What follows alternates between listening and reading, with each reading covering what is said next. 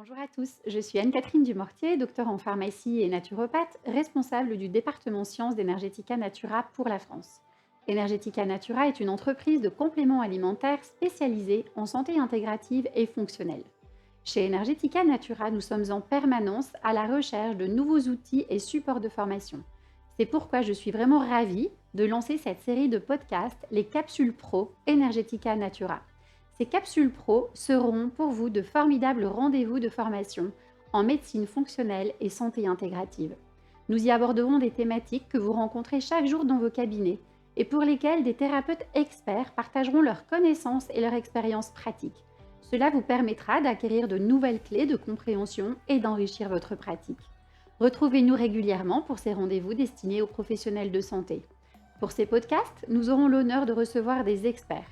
Les thèmes abordés seront traités sous des angles très pratiques, illustrés d'études scientifiques récentes, et cela vous permettra d'enrichir vos connaissances, de développer votre pratique et de mieux accompagner vos patients, que vous soyez expert ou débutant.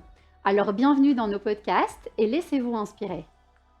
Bonjour Dr Hertog, merci beaucoup de nous recevoir dans votre clinique de Bruxelles. On est ravis de faire cette interview pour nos podcasts Paroles d'experts. Aujourd'hui, on va parler d'un thème qui est extrêmement courant, d'une problématique qui touche beaucoup de patients, la fatigue. Beaucoup de nos thérapeutes rencontrent des gens fatigués. Quels sont les principaux signes de fatigue que vous retrouvez chez vos patients, les signes d'alerte? Oh, il y a beaucoup de différentes sortes de fatigue et en fait, je fais surtout attention au moment de la journée où la fatigue survient. Fatigue de fond, qui est toute la journée là, ou une fatigue du matin, ou une fatigue l'après-midi, ou une fatigue le soir, ou une fatigue lors d'efforts physiques. Et en cernant ces genres de fatigue, je peux trouver les bons nutriments à donner à mes patients. Cette temporalité dans la fatigue, elle est vraiment très intéressante justement dans l'accompagnement des patients et justement pour une fatigue qui dure toute la journée. Quelles seraient vos recommandations optimales? Quels sont les nutriments les plus intéressants? Mais d'abord, il faut quand même penser aux minéraux. Les minéraux sont présents en quantité beaucoup plus importante que les vitamines et les oligo-éléments. C'est par exemple le magnésium, le potassium, le sodium, etc. Donc par exemple, si il fait très chaud dehors, vous transpirez beaucoup, vous pouvez avoir une carence en sodium et vous êtes fatigué toute la journée. Vous pouvez aussi des carences en minéraux comme le magnésium, qui est souvent plutôt une fatigue de l'après-midi, mais qui rend le corps fort tendu. Donc on a une fatigue là où la personne est fort tendue. Et alors la carence en potassium, on a souvent des fatigues au niveau des jambes inférieures, donc les jambes lourdes, etc. Et donc, ça doit aussi se rectifier. Donc, des solutions d'électrolytes peuvent parfois donner des solutions pour ces patients. Mais sinon, concrètement, il y a des vitamines, surtout les vitamines B et la B12 en particulier, qui donnent une fatigue toute la journée et ça vaut la peine de donner une supplémentation à une dose de 1 mg par jour, par exemple. Il y a aussi des carences en fer, mais le fer va plutôt se donner plus tard dans dans la journée parce que c'est mieux supporté. Et il permet aussi de aider pour des fatigues plutôt à l'effort physique ou à une fatigue du soir. Mais ces nutriments ont pourtant un effet de donner une énergie tout le temps beaucoup plus. Le coenzyme Q10 est un antioxydant extrêmement puissant et qui peut vraiment aider également à l'énergie, mais il faut quand même 200 mg par jour, pas les 50 mg souvent qui sont parfois donnés dans la littérature.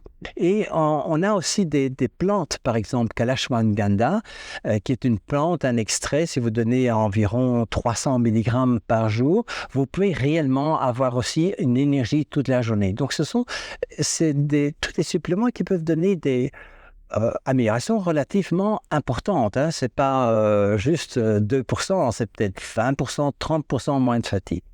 Et si on revient un petit peu sur les magnésiums, il existe des synergies d'association magnésium et vitamines du groupe B, dont la B12, mais il y a aussi des synergies avec de la B6.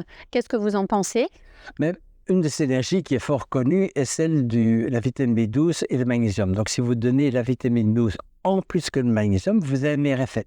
Seulement, ce n'est pas tellement au niveau de l'énergie, de la fatigue, c'est plutôt au niveau du stress que la vitamine B12 va avoir un effet supplémentaire parce que la vitamine B12, c'est une vitamine qui plutôt endort, calme la personne. Et donc, il faut connaître ces petites subtilités pour savoir quelle est l'indication principale. Si la personne principale est fatiguée, mais elle est surtout tendue, alors l'association de vitamine B6 avec le magnésium va donner un effet. Si elle est surtout, disons, fatiguée, pas vraiment tendue, c'est mieux de donner parfois le magnésium tout seul. D'accord. Alors, évidemment, la complémentation, elle joue un rôle déterminant pour améliorer cet état de fatigue. L'alimentation aussi. Est-ce que vous avez des conseils alimentaires à donner justement pour optimiser l'énergie des patients? En effet, toutes les molécules d'énergie sont basées sur du phosphore. Donc l'ATP, NADPH, etc. Et donc, si vous n'avez pas assez de phosphore qui vient surtout de protéines animales, vous serez fatigué. Alors, je pense, mon impression, c'est que 40% des personnes dans le monde sont fatiguées à cause d'un manque de protéines. On a un tube digestif très court qui est celui des carnivores, qui absorbe beaucoup bien les acides aminés à partir des protéines animales, mais que 10% des protéines des plantes. Donc, on n'a pas les mêmes capacités que ceux qui ont un long intestin, 32 mètres, les herbivores. Et donc, en mangeant des protéines le matin et le midi, ou le midi, en quantité suffisante, un steak par exemple, de poulet, de poisson, vous allez avoir beaucoup plus d'énergie dans la journée. Par contre, si vous mangez le soir, vous n'allez pas bien dormir souvent parce que ça donne de l'énergie au mauvais moment. Donc, c'est surtout le matin et le midi que le fait de prendre plus d'acides aminés, de protéines va aider. On a évidemment aussi, on peut prendre ce qu'on donne pour la peau, les peptides de collagène pourront aussi être une source d'acides aminés, mais il faut des acides aminés absolument pour avoir de l'énergie. Et quand vous recevez vos patients, est-ce qu'il y a des signes physiques qui vous permettent de prédire cet état de fatigue? Est-ce que sur le visage, par exemple, vous voyez des éléments? Mais pour la fatigue, je vais d'abord demander toute une série de questions. Maintenant, s'il y a une carence en fer, par exemple, il suffit de soulever un peu les conjonctives et s'il y a de l'anémie à cause de la carence en fer, on va voir des conjonctives très pâles. Là, le visage sera aussi plus pâle.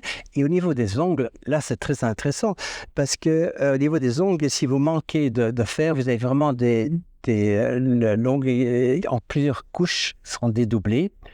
S'il y a une carence en zinc, qui est aussi un des nutriments qui donne l'énergie toute la journée en plus, eh bien, vous allez avoir des très graves, je dirais, dysfonctionnements ou mauvaises pousses des ongles. Ils peuvent même presque disparaître. Donc, chez les personnes très âgées qui sont fort carencées en zinc, on voit des ongles qui sont vraiment pas beaux, vraiment abîmés dans tous les sens. Ça, c'est vraiment plutôt la carence en zinc.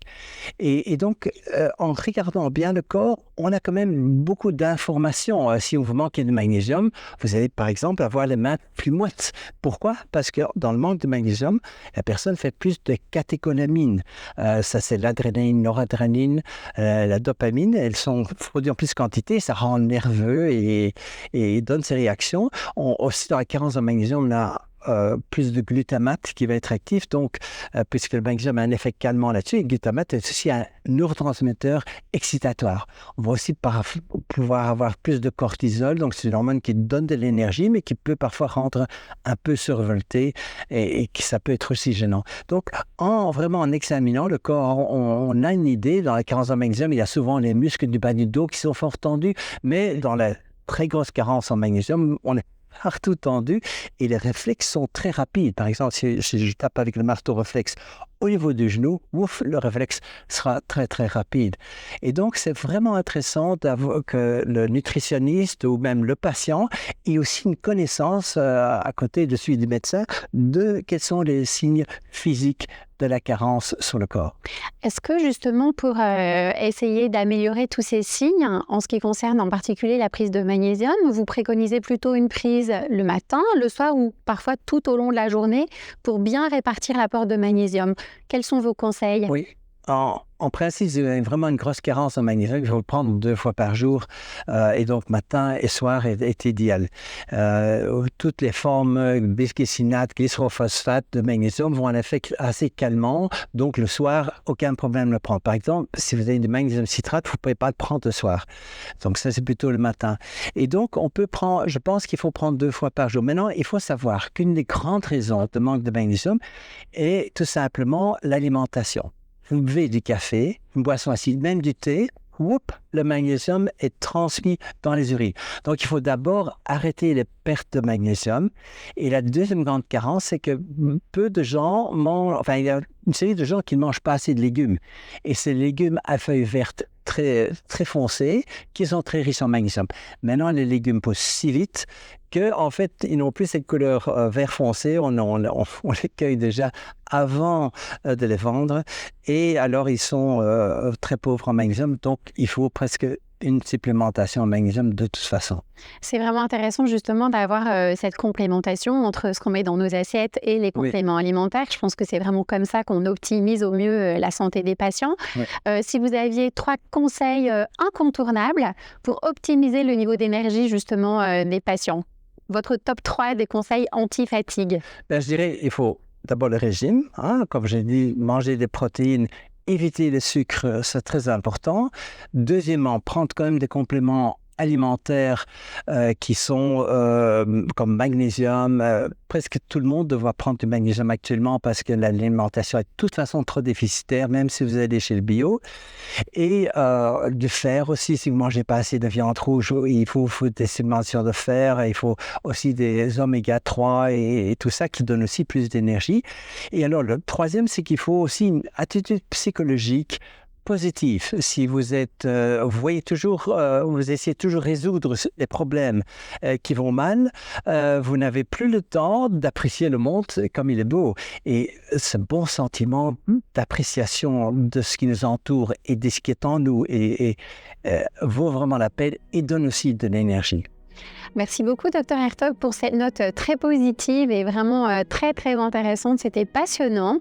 On sera ravis de vous retrouver pour un autre podcast. Merci beaucoup.